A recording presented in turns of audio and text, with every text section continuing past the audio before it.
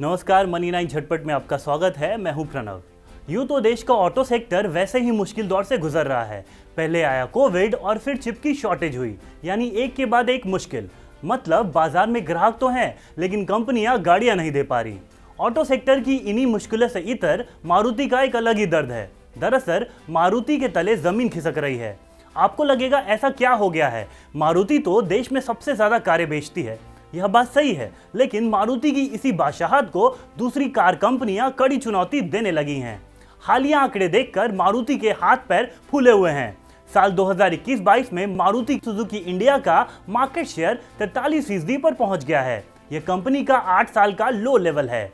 मारुति लंबे समय से आधे बाजार पर काबिज रही है। 2019-20 में कंपनी का मार्केट शेयर 51% था।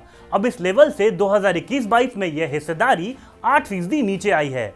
इससे पहले 2013-14 में मारुति की बाजार हिस्सेदारी गिरकर 42% पर आ गई थी। खैर, कंपनी के आंकड़ों को समझने से पहले एक बार पूरी इंडस्ट्री की मुश्किलें भी देख लेते हैं। बिक्री के आंकड़े इस क्राइसिस को उजागर करते हैं। 2018-19 में देश में कुल 33.77 लाख पैसेंजर कारें बिकी थी। 2019-20 में यह आंकड़ा 27.73 लाख पर आ गया। 2020-21 में यह 27.11 लाख पर आ गया। 2021-22 में यह आंकड़ा बढ़ा, लेकिन कोविड के पहले के लेवल यानी 2018-19 तक अभी भी नहीं पहुंच पाया। 2021-22 में कारों की बिक्री 30.5 लाख यूनिट रही। मारुति की दिक्कतें दो हैं। एक तो उसकी गाड़ियां कोविड और चिप शॉर्टेज जैसी दिक्कतों के चलते कम बिक रही हैं, और इस प्रॉब्लम से पूरी इंडस्ट्री ही गुजर रही है। मारुति की दूसरी परेशानी यह है कि टाटा मोटर्स, एमजी मोटर और किया इंडिया जैसी कंपनियां मारुति के बाजार में सेंधमारी कर रही हैं। टाटा मोटर्स ने तो मारुति को सबसे बड़ा दर्द दिया है। टाटा मोटर्स का बाजार शेयर यानी मार्केट शेयर 2018-19 में 6.8% था, जो 2021-22 में दोगुना होकर 12% हो गया। तो यहाँ की कहानी तो आप समझ गए। अब बात करते हैं आगे की, यानी मारुति इस चुनौती से निपटने के लिए क्या प्लानिंग कर रही है।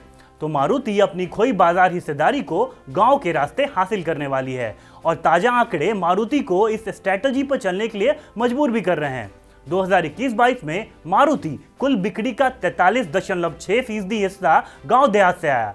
2021-22 में मारुति ने कुल 13.31 लाख गाड़ियां बेची। इनमें से 5.91 लाख गाड़ियां ग्रामीण इलाकों में बिकी हैं। इससे एक साल पहले यानी 2020-21 में यह आंकड़ा 40.9% था। यानी गांव देहात में मारुति की पकड़ बढ़ी है। अब कंपनी इसी का फायदा उठाकर अपनी बादशाहत को मजबूत करना चाहती है। माने अपनी बाजार में 50% हिस्सेदारी को फिर से पाना चाहती है। इसके पीछे एक मजबूत तर्क भी है। इस साल अच्छी बारिश हुई है, साथ ही बम्पर पैदावार भी हुई है।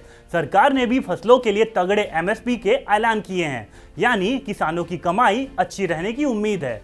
अब बढ़िया कमाई होगी तो लोग गाड़ियां भी खरीदेंगे। बस इसी पर मारुति दांव लगा रही है। यही नहीं, मारुति के पोर्टफोलियो में 5 ऐसी गाड़ियां हैं जो गांव देहातों में खासी पॉपुलर हैं। गांव देहातों में मारुति की सबसे ज्यादा बिकने वाली 5 गाड़ियों में Alto, Swift, Wagon R, Eeco और डिजायर शामिल हैं। कुल मिलाकर बात यह है कि मारुति ने भारतीय बाजार में अपना दबदबा फिर से कायम करने के लिए शहरों को छोड़ गांव देहातों का रुख कर लिया है। अब आने वाले वक्त में ही पता चलेगा कि मारुति की यह स्ट्रैटेजी कितनी सफल रहने वाली है।